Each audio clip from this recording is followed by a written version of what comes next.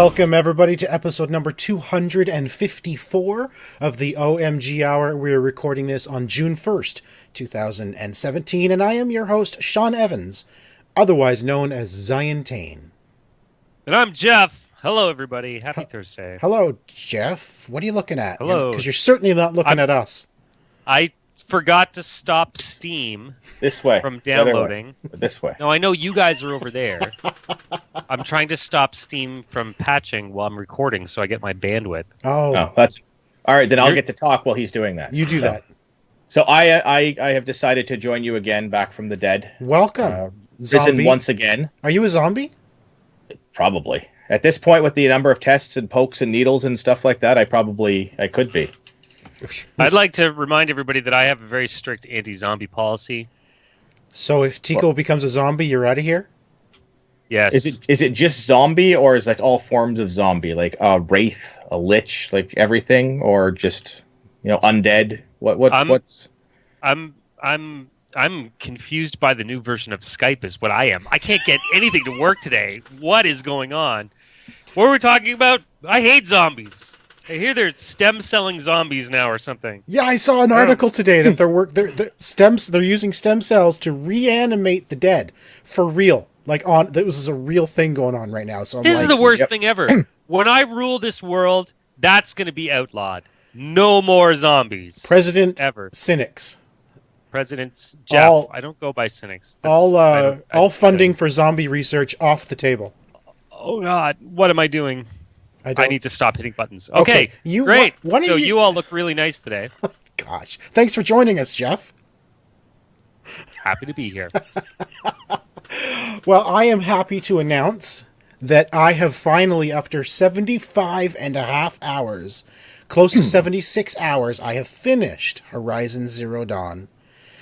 And I am this close, so close to getting literally 100%. I have 3 achievements left to obtain. To be honest, I don't know if I'm going to go get them because they are, in the game, there are what they call hunting grounds, and they're basically challenges. But what kind of challenges are they, Sean? They are the worst kind of challenges. They are timed challenges. Ooh. Timed challenges. So you are rewarded based on the time you take. It's not like you have a limit. It's just if you take, say, a minute and a half for this challenge, then you get like the highest reward. And the achievement is to get the highest reward in one hunting ground, and then there's another one to get the highest reward in all hunting grounds. There are 3 or 5 hunting grounds with 3 challenges at each hunting ground. And I'm like, no, you know what? I tried for about an hour to get all 3 in the first hunting ground of all of them.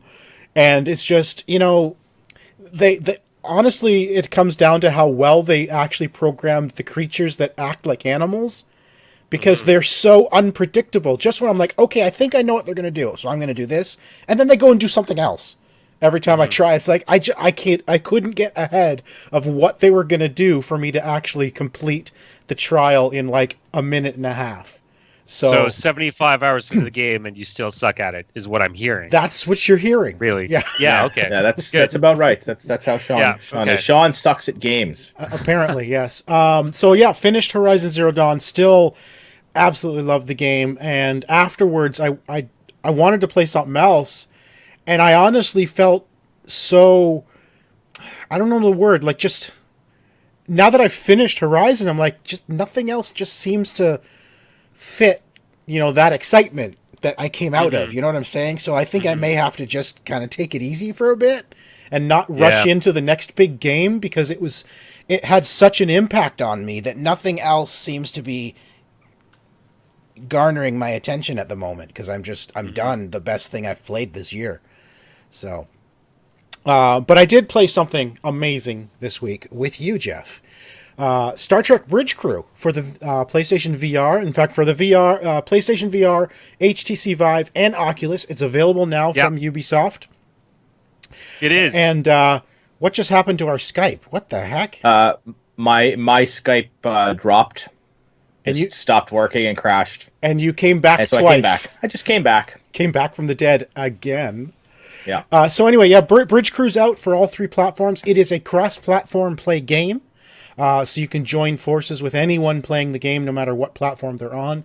Jeff, you and I have gone into it, and we actually played on the original Enterprise, which I'm going to show here on YouTube. So if you want to see what the original Enterprise looks like, that's amazing. Most of the game takes place on a more modern-looking ship called the Aegis.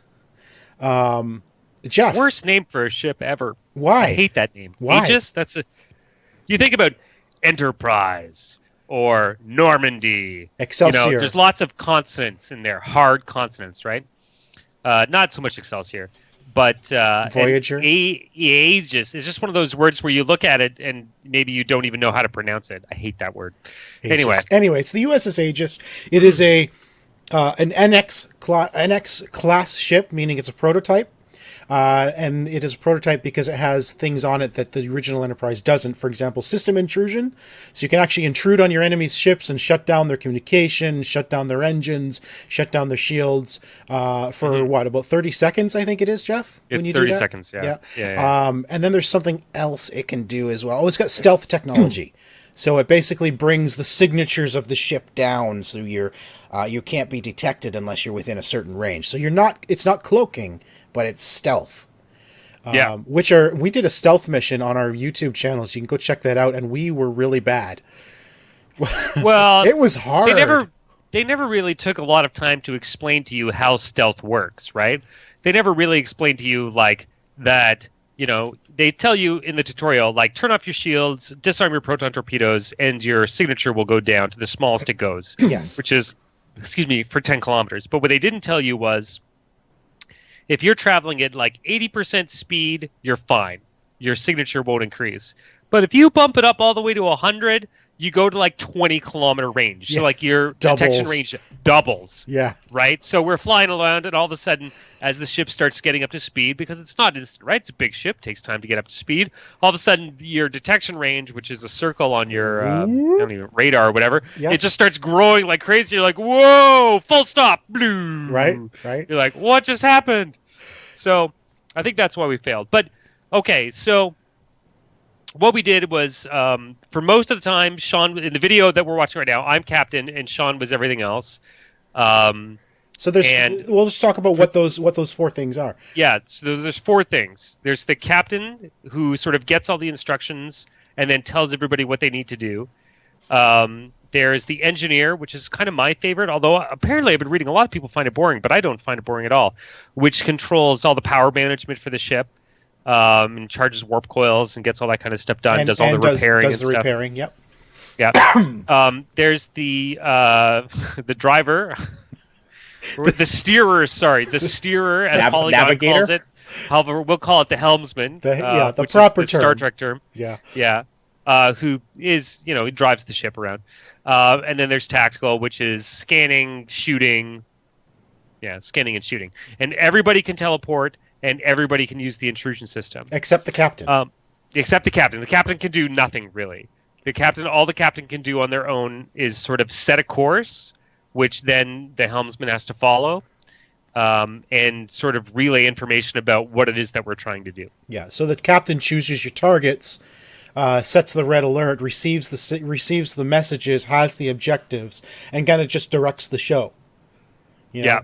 Now, Jeff, you and I played just 2 players, and so then the other 2 seats are AI. And, honestly, it's a pretty competent AI. The AI did a great job. Yeah, the AI does well, but I'm still anxious to play this with all 4 people being human players.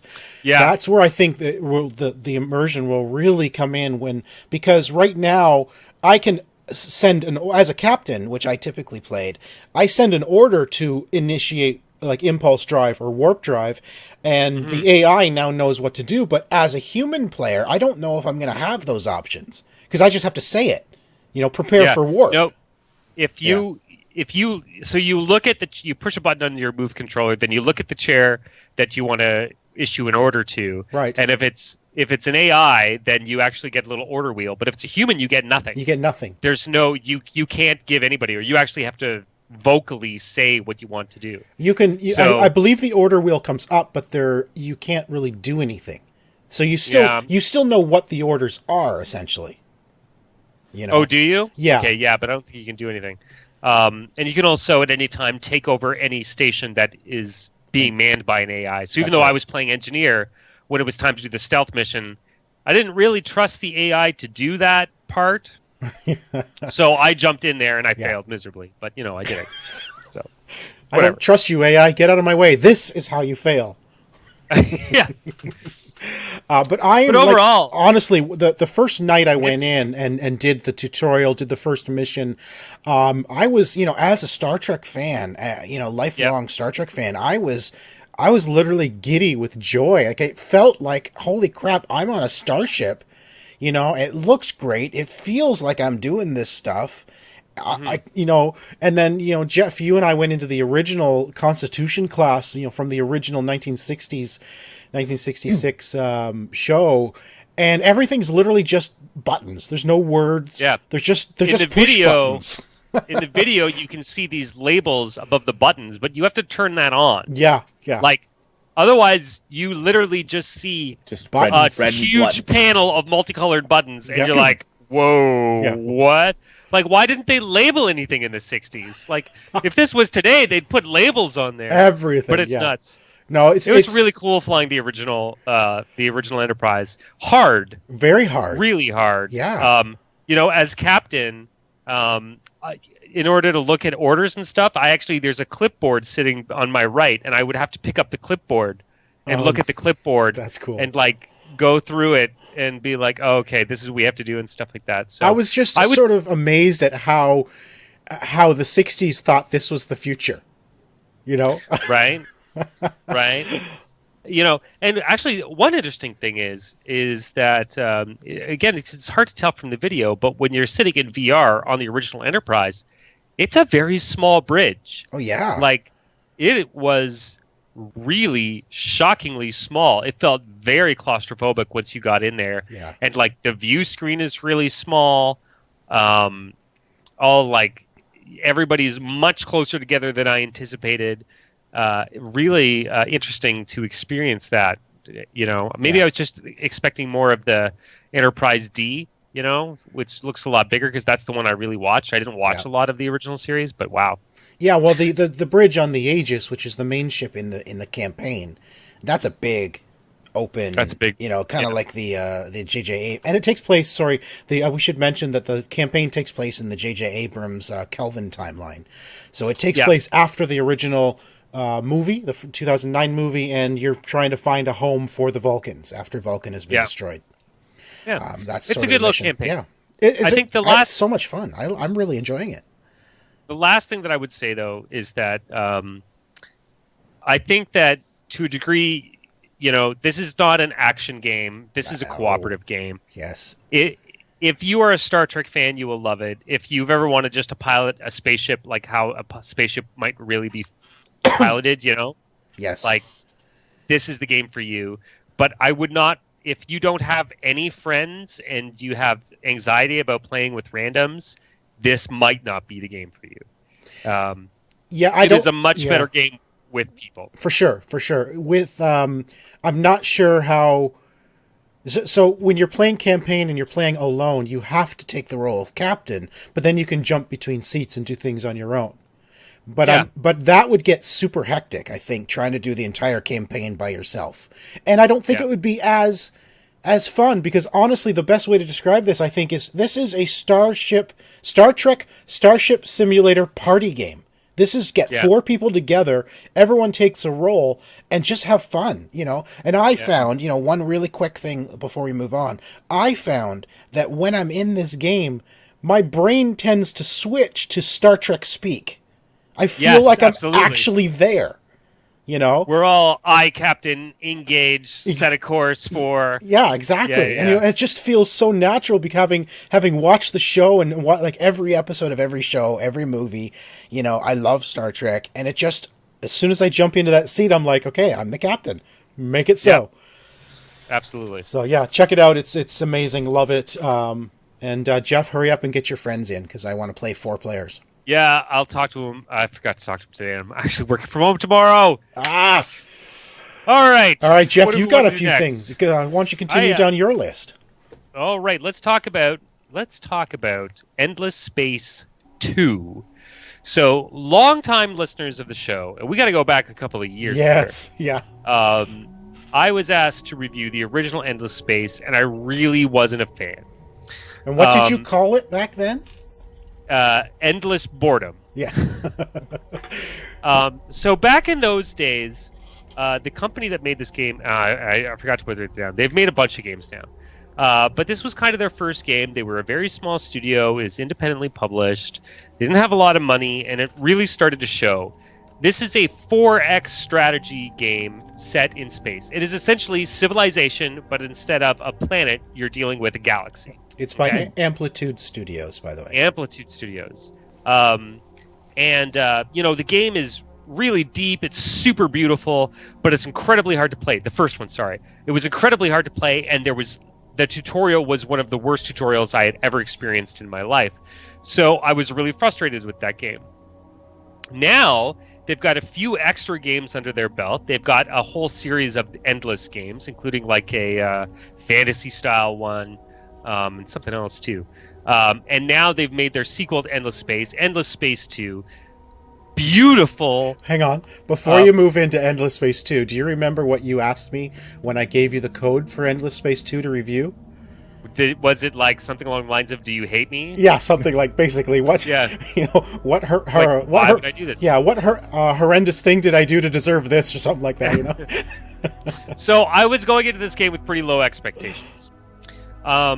So what I found was that now they're being published by Sega, so they've got publisher money, and they've made a few key changes to the game that I'm actually really fond of. One, it's no longer real time. So Endless Space 1 works in a real time system.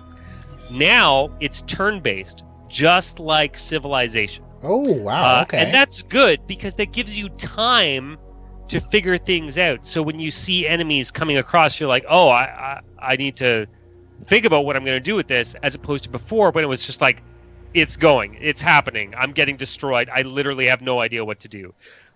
So the whole pace of the game has been slowed right down, and it's not frantic anymore. And that's been a great help for this series. And the second thing that they've done is they have dramatically improved the tutorial to the point now where it actually reminds me a lot of like Civilization. There is a new starter mode, which is like, hey, if you never even ever played a 4X strategy game before, start here. So, and it slowly starts explaining every little component of the game to you over a big, like, multi-hour game. And then every time you hit a new screen, there's a small, you can see it on the screen right now if you're looking, there's a small little block of text that sort of gives you an idea of what it is that you need to do. Every time you go to a new system, it takes the time to introduce you to every planet. So they've really spent a lot of time, trying to portray more information to the player, but like less information, more condensed information. Maybe that's what I'm looking for. Like, you get everything you need to know, but it's not the entire screen of text, which is what it used to be, or half the screen, sorry. So now we've got this really great 4X strategy game that's actually explained to the player, and they even take time to explain things that are like different than Civilization. So, for example, in the Endless Space series, you get to design your own units. So as you're unlocking research, you're unlocking like ship hulls, and then ship weapons, and then shield systems, and special powers, and then you can go into the ship designer, and you can start designing your own ships, and then you can build those ships. That's cool. So, yeah, it is really cool. So you end up crafting an army. Is it a Civilization type game then? Like, what is the objective? It is absolutely a Civilization type game. So it's 4X. It's 4X, so expand, exterminate, explore, and I always forget the fourth X. Anyway, whatever the fourth X is. And then there's victory conditions, right? Take over the galaxy, get elected the head of the galaxy, there's science victories, there's all that kind of stuff. So it's essentially Civilization. So you like it now, is what you're saying. You're enjoying I'm saying it is a lot better. So here's the thing about this game, okay? I did enjoy it, but this is a really deep game. There's a lot of mechanics. There's also, like, there's more mechanics than what I said. There's, like, elections. So, and it's not the players electing things, it's the population. So if you're building towards a military style, but then you end up encountering all these races of aliens across the galaxy that are joining your group, they might not be militaristic, and they'll have elections where they're starting to vote in representatives that are against the military. So halfway through the game, you've got to switch tactics because your people are no longer supporting military, So there's a lot of really deep changes like that. Also, every one of the races is completely unique. Wow. The humans play I would say the most traditional, but then there's warring factions, but they're really war, they just raise planets. There's tree race that vines go to other planets, and you're building a network, and you populate planets by growing out from your own planets. That is it's cool. Just nuts. The game is super, super deep. So if you have a lot of time to play these games, it's great, but it is not. I would not recommend this as your first 4X strategy game. I would always say, if you want to start with a 4X strategy game, go with Civilization. It is a lot more linear. It's a lot easier to learn. And after you've mastered that game, then you can move on to something like that. Because I tell you, if I had never played Civilization, I never would have been able to play Endless Space 2. You'd be lost. Fair enough. Yeah, excellent. totally lost. But definitely beautiful, highly recommended. Well-made. Yeah. Beautiful game, very well made. Huge improvement over Endless Space 1. Good. I really enjoyed the time that I spent playing Endless Space 2. Excellent. Good stuff. On PC. I should mention that. I don't know if I mentioned that. Also, this code was provided by the publisher. Don't sue me, U.S. government. Oh, and Star Trek Bridge Crew was too. That's right, Star Trek Bridge Crew. Yes. All right. What else? Good game. I got to review another game. This game I've had on my computer for a long freaking time. It's called Forts. So this is a tiny little indie game. And the concept is that, I don't know, it's weird. The game structure is kind of like an iOS game where it's sort of like, picture you have a base that you start with, and then the enemy's got a base that they start with. And then you can grow the base it's all made of wood, and you can grow the base by dragging out sides of the base and constructing new things. You can put gun emplacements on it. It's all 2D, kind of looks like Worms, Yeah, it looks very familiar. Bases. The Worms. It's wormy. Yeah. It's a wormy game. Yeah. And then you get all these objectives as you go to the campaign. So they're slowly teaching new mechanics, and they're unlocking new guns. And then you get just like Angry Birds, you get a star rating at the end, out of 3 stars to tell you how well you did. I really got to check to see if this is on iOS, because a lot of the structure is very iOS. Yeah.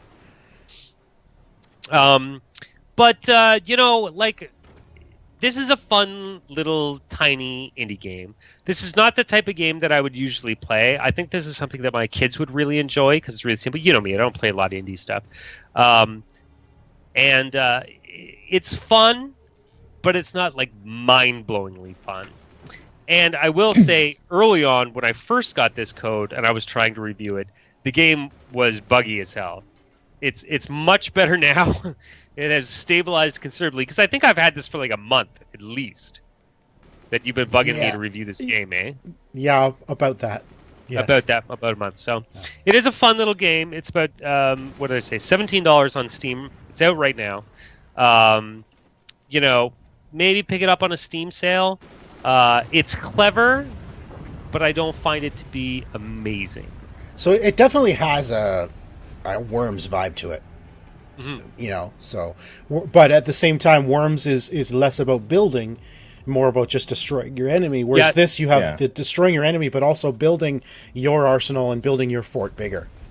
Yeah. This does seem like it would be a lot of fun on a mobile device. Yeah. Now, can you play against real people, or is it single player only? You know what? I don't remember. Okay. I don't have anybody to play with this game with, so I didn't even check to see if it was multiplayer. It could be fun in multiplayer. Okay. Yeah. All right. I can look after. I'll let you know next week. All right. You have one final game to talk about. I have one final game, and Tico can talk about this one too. Another game provided by the publisher. They're just throwing them out these days. Crossout. Brand new to consoles. Came out for PC a while ago. This is a free-to-play game brought to you by that company called, I want to say it's Wargaming, but it might not be. It was in the other thread. The people that brought you War Thunder. They are now bringing you this. It's called Crossout. It is essentially a dystopian future, post-apocalyptic. Think Mad Max. Actually, Mad Max is a great place to start. Car combat game. So, like World of Tanks. Well, instead of tanks, this is battle cars, like junkers that you sort of piece together and put a bunch of machine guns on. You can see in the video, I've got my truck that I put tank treads on. I put a huge artillery cannon on top. Then I got a bunch of machine guns. And then basically you go out and you fight another team of people. And you get more parts or more money that you use to craft more components for your car. And you build a better car. And then you go and sort of go with that cycle. There's PvE stuff too. So there's raids apparently, which I haven't tried yet. There's some PvE missions and stuff. So Tico, you haven't talked in like 20 minutes. Yeah, I did you played think? this. I picked this. I grabbed this off on the Xbox, also free on the Xbox, and played it for a little bit. I really didn't care for the controls. I found it was horrible to control. This is one of my biggest complaints about this game. The driving in this game is abysmal. Why? Isn't it not standard driving controls? No, it's it's like Halo control, like Halo vehicle controls, but broken. No, it's not Halo vehicle. Halo vehicle controls are amazing because you steer with the right stick and you accelerate with the left stick. This is accelerate and steer all on the left stick. Right, and then aim with your right stick. And aim with your right stick. So it's almost like tank controls, but you're in a fast-moving car. So you're constantly just spinning out all the time. Yeah, running into things, overturning. Are bad.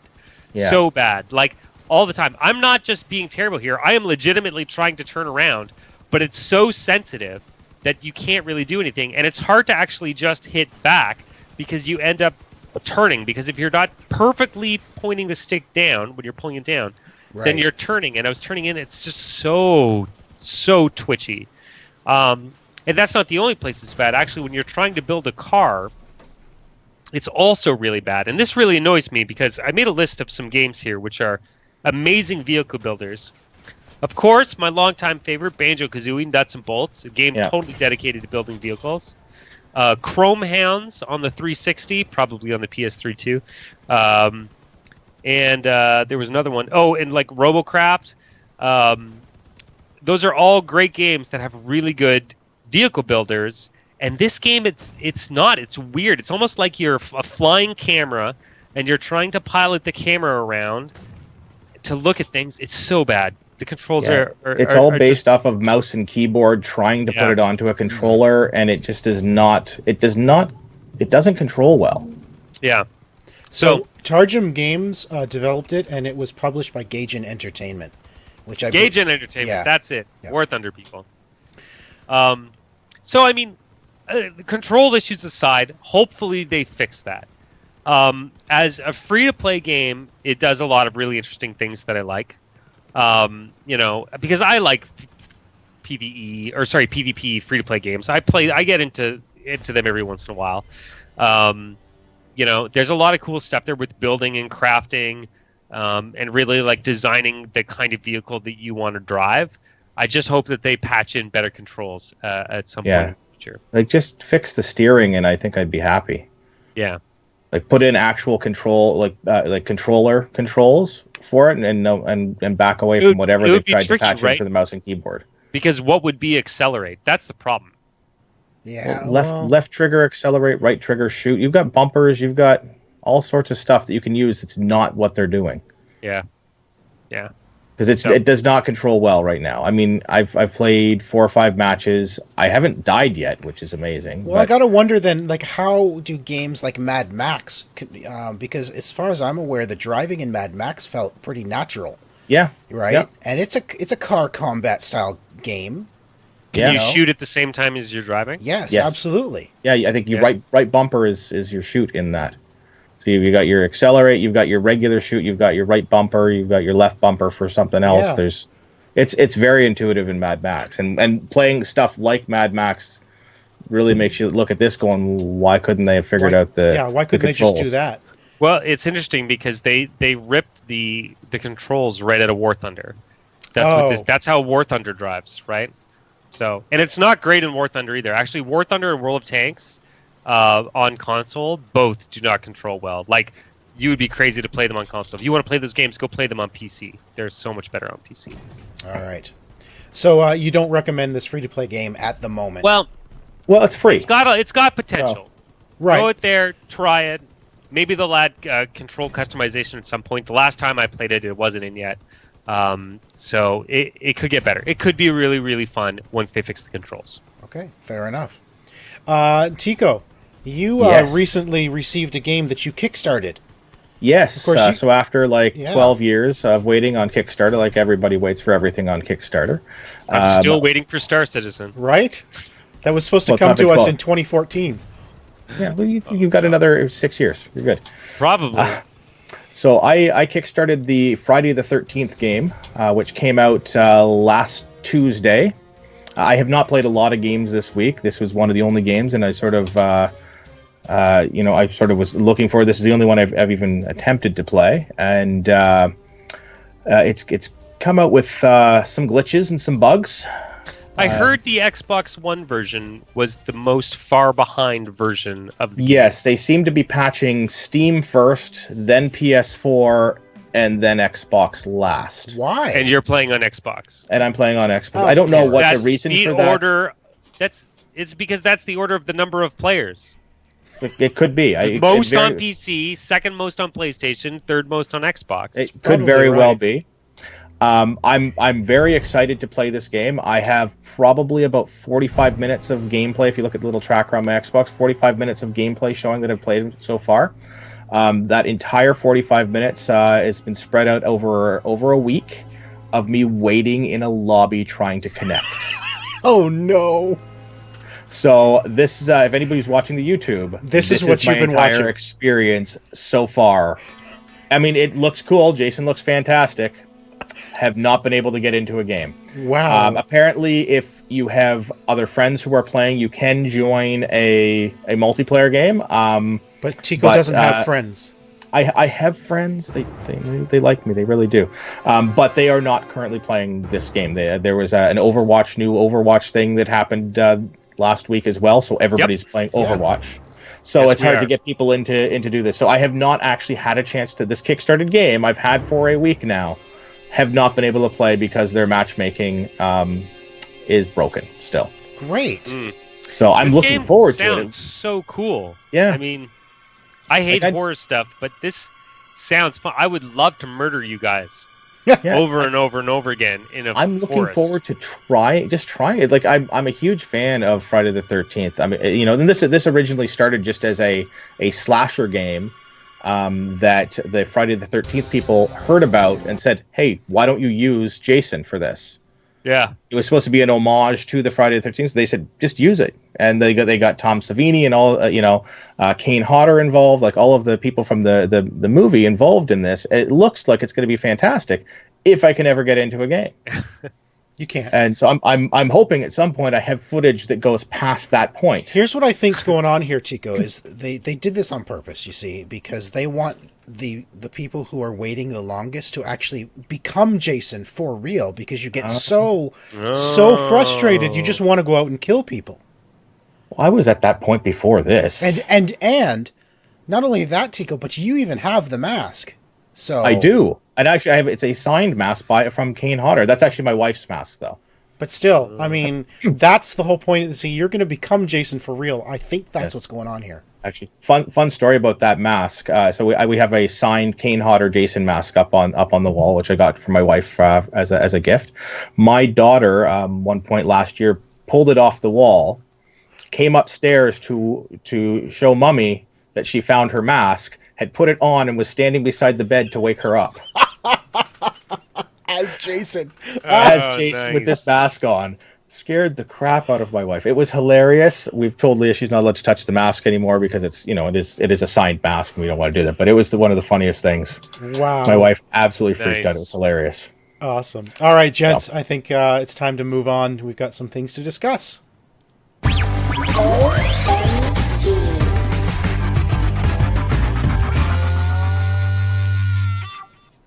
All right, so a couple of news things this week. We forgot to talk about it last week, Jeff. That Did we? Yeah, Far Cry 5 was announced, among other things from Ubisoft. But most importantly, Jeff, you and I have often said that Far Cry 4 was so close in its multiplayer implementation, so close Yeah.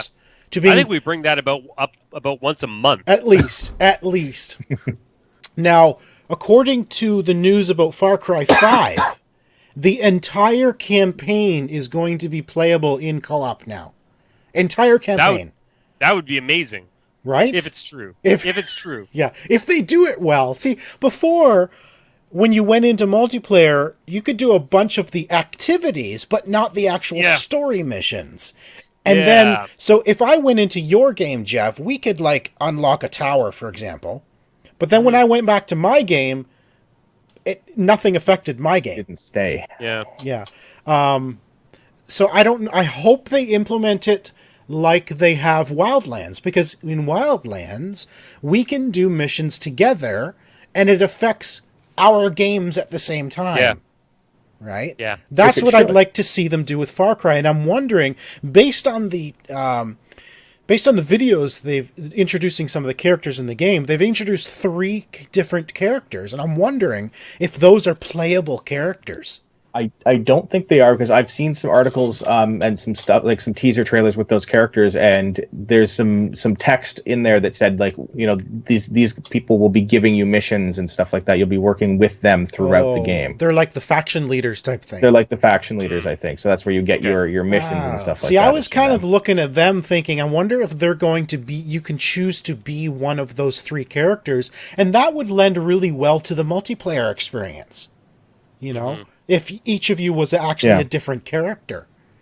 So, I mean, I'd like to see, it sounds like it's more like an oppression of an entire town in Far Cry 5 by this occult leader.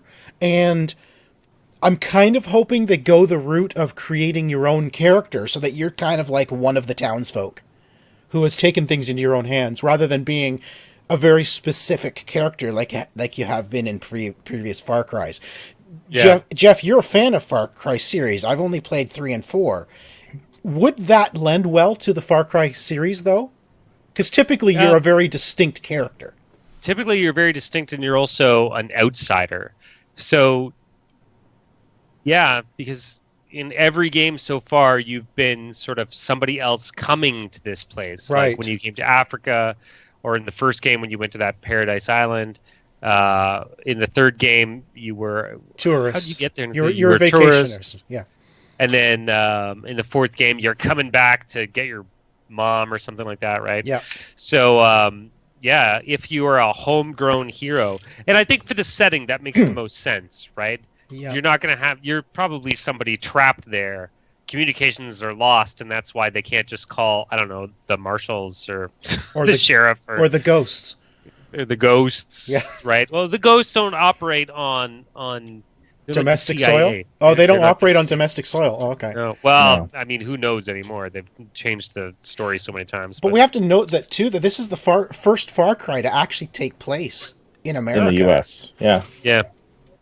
Yeah, you know, honestly, I don't know how I feel about that. I like the visuals. I like the visuals of the setting. Like, that I think is really cool to get, like, the trees and the mountains and all that kind of stuff, because you could almost, like, look at that and say, yeah, that's Canada, right? That's, like, west, with the big mountains and the trees and stuff. But at the same time, I've always kind of enjoyed the exoticness of the Far Cry series, you know?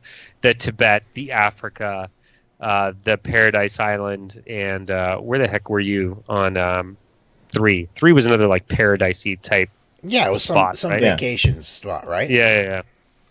So, you know, we're kind of missing that now, and, you know, that was part of what Far Cry always was. Yeah. You know? Yeah. So. I mean, we're going to learn a heck of a lot more at E3 coming up very, very soon. You know, it's literally within the next week and a half. We've got, or 10 days, I think it starts. The press conferences start in 10 days from today. or 9 days, depending how you count, I guess. Was one on a Saturday this year, right? Yeah, so next Saturday. And of course, last week I asked listeners and viewers, obviously Microsoft's going to be touting Scorpio a lot. We're gonna learn more about it, more about the specs, probably more about the price, the availability, that sort of thing. But I kind of wondered, I was thinking about this last week. Is the Scorpio enough to bring Microsoft back? Jeff, you just said it like 5 minutes ago. What did I say? I didn't mean it. Yes, you did. No, you're saying the popularity of the systems. First is PC, then it's PS4, then it's Xbox, right? We know that this generation, Xbox has not been doing as well as PS4, Mm-hmm. Do you guys think that Scorpio is enough to bring people back? Like, is it too little too late? Is it, or do people even care about Scorpio, honestly, for all intents and purposes? Is Scorpio going to make a difference? Well, Scorpio is not going to sell to new people. I don't think. It will to a degree, but Scorpio is going to be a lot of people like this guy over. Nope, where the hell are you, Tico? Nope, a little bit. There you go. There we go. It's going to be like this guy, right? Yeah. The enthusiast. Yeah. The enthusiast is all ready for that more power. It's the same reason you bought the PS4 Pro, Sean. Same reason I bought the PS4 Pro, right? Yes. We just want to get that extra frame rate, And I can see it. I have. Like I said, I say this all the time. There's 2 TVs in my house, side by side. One's got a normal PlayStation, one's got a PlayStation 4 Pro. Playing the same game with Miranda, I can look at my screen, then look at her screen, and I can see the freaking difference. Yes. And you don't even have 4K. No, I don't even have 4K. So for that's going to be a lot of their sales early on. Yeah, as more enthusiasts jump on the Xbox bandwagon, a lot of those will get the Scorpio, whatever it ends up being called. But is this going to be that one thing that pushes them over? No. But there is no one thing that's going to push them over, right? It's got to be a whole lot of things, It's got to have Xbox Live having more value. Yeah, it's going to be a more powerful console. It's going to be for them to stop canceling their first-party games and actually have a regiment of really awesome first-party titles coming out on a regular basis. People going, oh man, did you see Microsoft's lineup this year? It's going to be amazing because nobody's going to go, hey, did you see Microsoft's lineup for holiday 2017? Yeah. It's going to be amazing. It isn't. I'm excited about it because it's got Forza and probably Crackdown in it, which is 2 of my favorite series. Right. But that's it. That's all we know right now, right? Sea of Thieves. And we don't even really know those for certain. Yeah. Well, Forza's going to be... Microsoft Turn 10 is really good at delivering on schedule. September. Right? Yeah. It's going to be boom, boom, boom. I have other problems there, but that's a conversation for another day with Forza. Not being in VR is hurting it. But anyway. Jeff only wants to drive in VR now. Driving in VR is amazing. It's so much better than driving. But Scorpio may support. Well, there's rumors that it's going to support VR, so maybe that's something we'll hear about. Microsoft has to move into that space eventually. Do they do it this year? Maybe. Scorpio's ready to go, so maybe it's time to tease the next generation of their gaming experience. They're working on stuff, right? They've got that whole HoloLens thing. That's not slowing down. They are giving out dev kits like crazy for that stuff. Maybe it's a Luma room. Maybe we're going to hear about a Luma room again. You're not going to hear about freaking a Luma. It's a Luma car now. You're going to get a little dream. kit for inside your vehicle that you set up, and it does that whole thing inside your car, turning your car into a Formula One racer. Excellent. And then Jeff will be happy. Excellent. Jeff would be happy with that, I think. So a good friend of ours, Tico, you and I both know Glenn. Of course, he watches our show on a weekly basis. He said... Hi, Glenn. Hello, Glenn, and thanks for watching. He said, I don't think Xbox will catch up to PlayStation in overall sales anytime soon, even with Scorpio. But despite that, both systems, I think, will continue to break sales records and end up being the 2 best-selling systems of all time. That's saying a lot because PS2... That's saying a lot. PlayStation 2 sold something like 180 million. I think last time I saw it, it was a and they're huge number. much shorter life cycles on consoles now. Yeah. Is it though? There was no real competition for the PS2 I don't know about that statement there, Tico, because the PS3 just this week, it was announced that they finally shut down production of PS3 in Japan after 11 years. Yes, and I'm saying, well, the PS4. You think PS4 is going to go 11 years before they announce the PS5? Well, maybe. Yes. I mean, they'll keep selling it in like third world markets and stuff like that. Well, here's the thing, though. The way 3. they're going now, you get the PS4, the PS4 Pro. Like they want it, and Microsoft already said they don't want to start creating new systems. They want to go the PC route and have iterative hardware refreshes. So every few years, you just get a more powerful Xbox because it's cheaper to develop.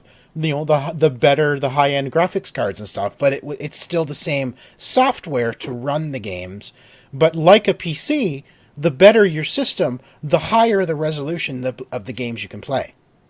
And do each one of those sales count towards the Xbox One goal? Like, the total? Like if you bought an Xbox One and an Xbox One S and a Scorpio, so you bought 3 systems, did each of those count? I think I don't know for sure, but I think they would honestly count that towards Xbox One sales, period. Yeah.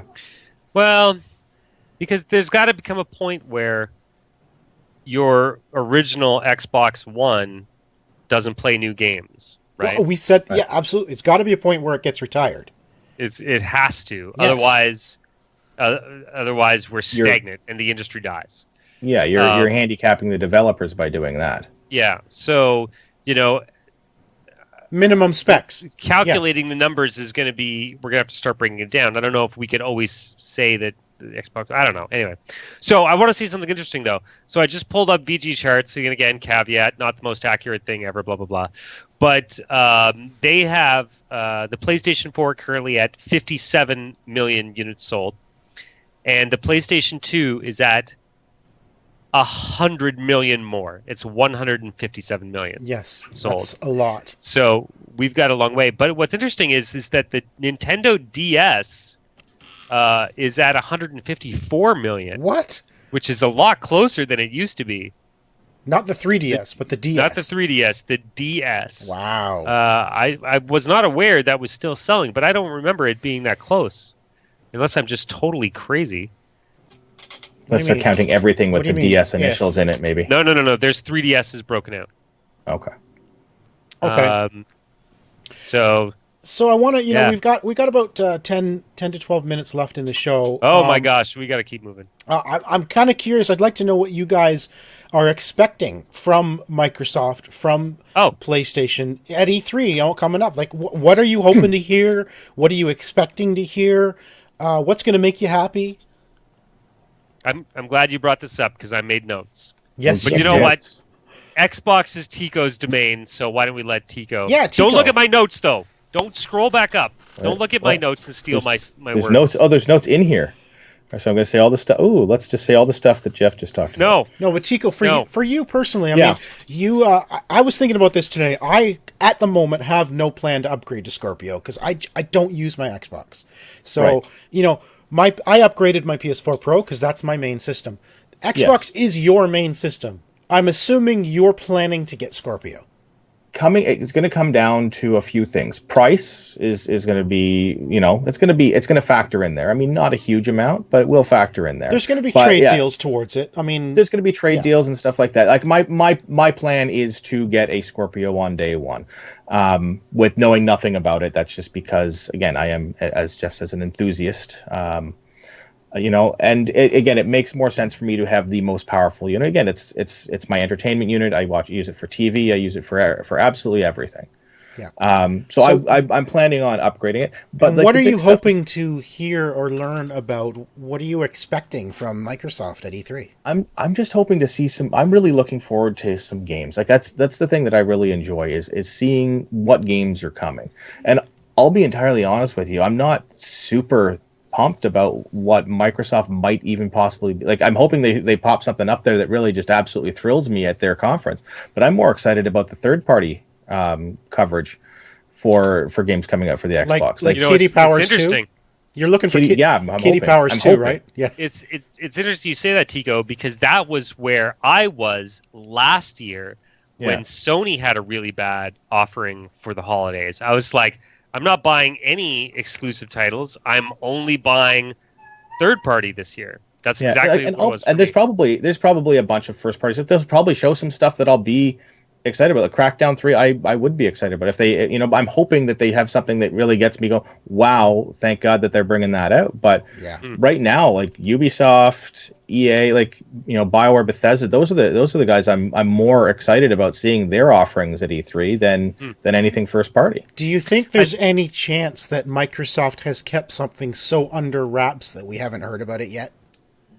Based off of what we know, they have what, an hour and a half, 2 hours to fill. I really hope they've kept something under wraps, because otherwise it's going to be a really short, boring show. Well, in this day and age, like, things leak all the time, right? I mean, we know practically everything about the iPhone, whatever they're going to call it, the anniversary, before they've even announced it, because typically those things aren't wrong all leading up to it, So I'm kind of wondering, like, it's pretty amazing these days, I think, when a publisher, a developer, can reach the stage without ever having anything leaked. So I kind of wonder if there is something that hasn't been leaked or assumed by now. I imagine they've got to have something that they are going to come to the stage with that's got to be that wow factor. They've got to have something.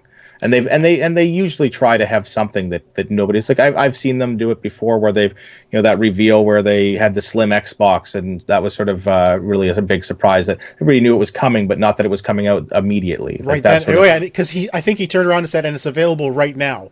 Exactly, like go to your store immediately. Like, what? I can go now and get it, and that sort of thing was. That was a little bit, of a surprise. I'm hoping for something, like, I'm hoping they're going to have some sort of an announcement, some sort of a game, like, Gears of War 17 or something like that they're going to show. I don't know if we're going to see, I think if we're going to see a new first-party game, it's going to be Halo, because that would technically be next in the rotation. Yeah. But I think what we're definitely going to see is a lot of Scorpio-enhanced titles. So, like, patches for Halo 5, patches for Gears 4, here's Crackdown, obviously, on the Scorpio. We're going to see a lot of stuff. Forza on Scorpio is probably going to be just freaking amazing. That's kind of a lot of what I'm expecting to see Scorpio from Microsoft this year. I don't think they're going to have any major crazy, like, oh my gosh, Microsoft just won E3. I'm not expecting that at all. No. Like, unless they announce they've somehow figured out how to bring that game sharing thing back without, all of the problems that they have. I don't know what that is, but yeah, okay. The 10, when they first announced the 10 player, 10 friends game sharing that they were going to be able to do, that they had to backtrack on after Sony's conference. Yeah, I said that to you guys the other day, that I really wish there was a way we could loan or give digital games to friends. I think it'd be awesome, even if I could loan for. We were talking about Horizon. Now that I'm done, I was like, man, it would be great if I could just let Jeff play my copy. It'd be awesome. That was Microsoft's plan originally, until that whole little step back they had to do. I can't remember how many years ago that was, but it was more than one. Yeah, it was like 3 or 4 years ago, where they went first. They had their whole thing. They showed off all these really cool things. You were going to be able to have a 10 friend. You could share all your titles with 10 people.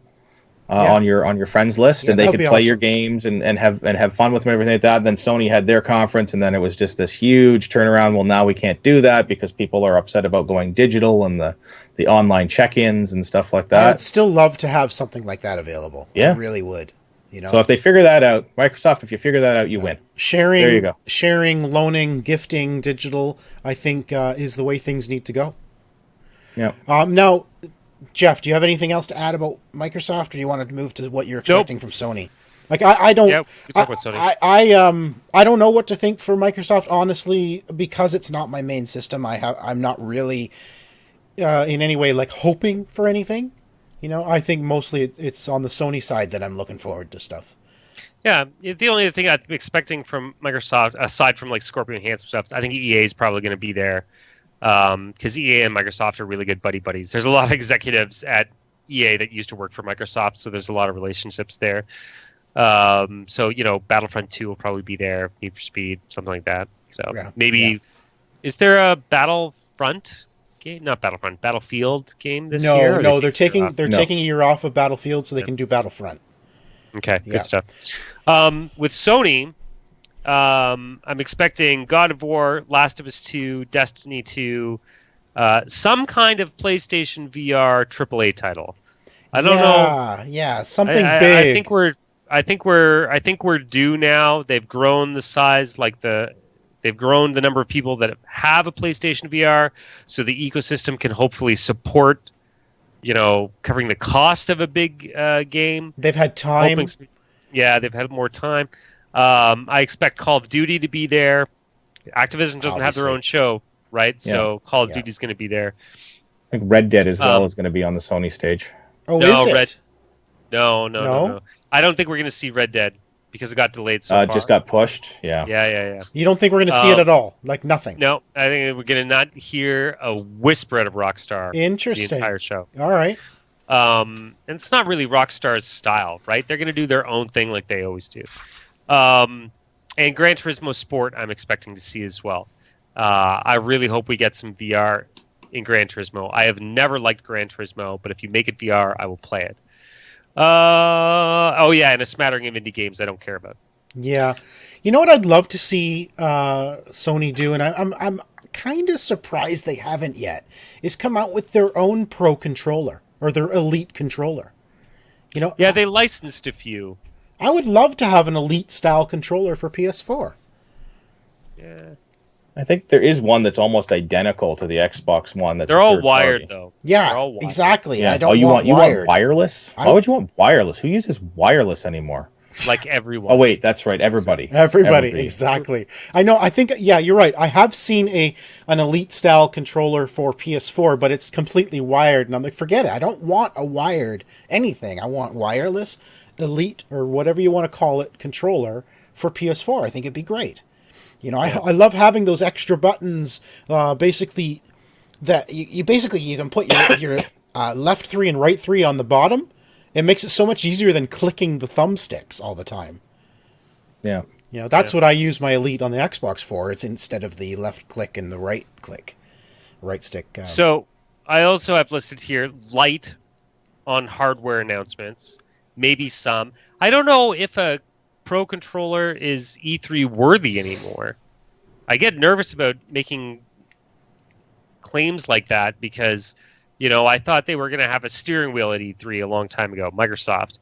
And then they had a steering wheel, but they didn't announce it at E3 because it wasn't important enough, So they announced it dropped afterwards, right? Yeah, they just dropped it right afterwards. And I was like, because I called it. I'm like, they're going to have a steering wheel at E3. Didn't have a steering wheel. As soon as E3 ended, hey, we've got a steering wheel. So I was like, did Microsoft announce their Pro controller at E3? I think they did. I think it was announced. I think just before they went on. Yeah, I think it was one of those that they announced just before the E3 show. They announced a couple of hardware pieces, including the Elite controller, just before their show. Okay. Yeah, so that's why I'm like, unless the hardware is really big, like HoloLens, PSVR, like that scope, I'm not expecting to see any real hardware, especially at Sony's thing. I think we might see some more VR tie-in titles. Jeff, you have something in your notes, something about maybe the gold PS4, if it isn't officially announced early. What is that? Oh, yeah. Oh, there's a gold PS4 coming. Oh, like the color gold. Yeah, gold. Yeah. So, it's tacky as hell. Sony is so bad at making cool stuff. Like, Microsoft's really good. Like, a lot of their special edition consoles and special edition controllers, you look at them and you go, I want that. Yeah. And then you look at all Sony stuff and you're like, what were you thinking? The limited edition Uncharted 4 controller was just a really bad color of gray. Yes. That's it. Yeah. Yeah, one of my favorite controllers to this day, and I wish I had it right here, is my Tomb Raider controller for Xbox 360. Great controller. Love it. Great controller. Awesome looking controller. So Yeah. anyway, And there's tons like that. That pretty much brings us to the end of this episode. I have to personally run, but I'd love to know, listeners, watchers, viewers, what are you hoping to hear at E3 from the first parties and from the third parties? We're going to talk about third parties next week. What we expect, maybe some rumors we've already heard over the next week. But what are you hoping to hear at E3? What are you looking forward to in the next 10 days? So that is it for episode number 254. Thanks very much for joining us. Jeff, take us out. Go. I got to get up from where I am. All right. Follow the show on Twitter. It is at the OMG Hour. It is very active.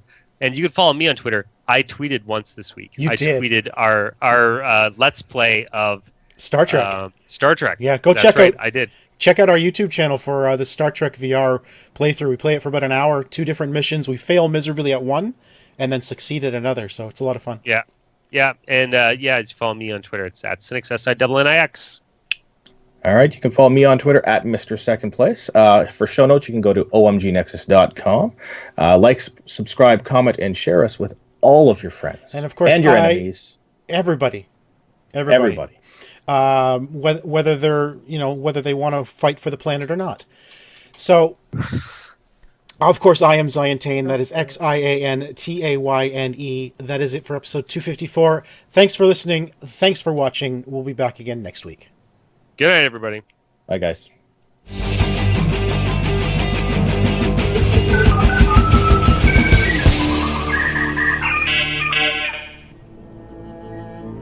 This has been an OMGNexus.com production.